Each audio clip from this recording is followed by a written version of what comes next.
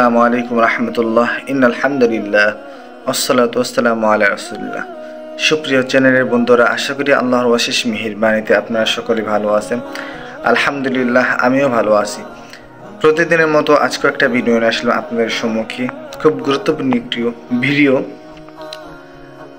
আর যে বিষয় নিয়ে কথা বলবো ভিডিওতে আজকে, ওই বিষয়টি হলো শিশু নাবালেগ যে বাচ্চাগুলো আছে, শিশু ছোট্ট 2 মাস 3 মাস বয়স, দেখতে শুনতে অনেক ভালো হয়। তো অনেক সময় অনেক মায়েরা বিপদে পড়ে, যেমন এই ছোট শিশুকে বদনজর করে কিছু মানুষ।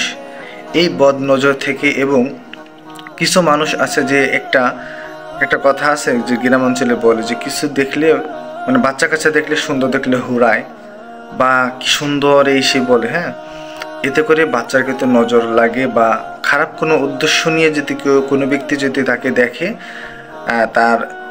তার শরীরের দিকে তাকায়, চোখের দিকে তাকায়, কোনো আকৃতির দিকে তাকায় তার, আর সে মনে মনে যদি বলে কোনো ক্ষতির কথা, তাহলে অবশ্যই সেই ক্ষতি তার ওই ছেলে নাবালক শিশুর ঘটে যেতে পারে।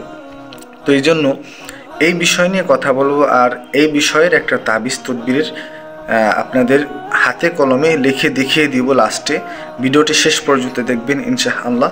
দেখলে পুরোপুরি আপনি বুঝতে পারবেন আপনার বাচ্চার জন্য, আপনার বাচ্চাকে যদি বদনজর করে এবং মুখাপেক্ষী করে, মুখ দিয়ে চোখ দিয়ে যদি কেউ আপনার শিশুকে এরকম করে জাদুটোনা বা ক্ষতি করতে চায়, তাহলে আপনি এই তাবিজটি যদি লিখে, এটা লিখবেন কীভাবে বিস্তারিত বলতেছি। এটা হলো গিয়ে জাফরান কালি ধারা লিখবেন, যে কোনো সময় লিখতে পারেন নামাজের পরে। লিখে এরপরে আপনি একটা লোহার বা পিতল বা স্টিলের যে কোনো তাবিজের যে একটা কৌটো থাকে না, ওটার ভিতরে ঢুকাইয়ে এরপরে আপনি আপনার শিশুর গলায় ঝুলে রাখবেন।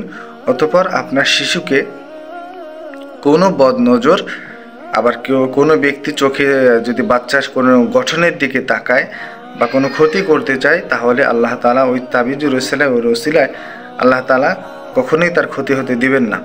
তো এই জন্য প্রিয় ভাই এবং বোনেরা, অনেকে বিবাহ শাদী করছেন, ছেলে সন্তান হয়েছে, দেখতে শুনতে খুব সুন্দর ছোটোবেলায়, তো এরকম ক্ষতি করতে চায়, তো আপনি এটা করতে পারেন আপনার সন্তানের জন্য।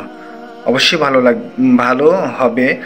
আর তাবিজটি এখন দেখুন আমি হাতে কলমে কীভাবে করছি, এটা আপনি দেখে ওভাবে হুবহু করে কাজ করবেন ইনশাআল্লাহ।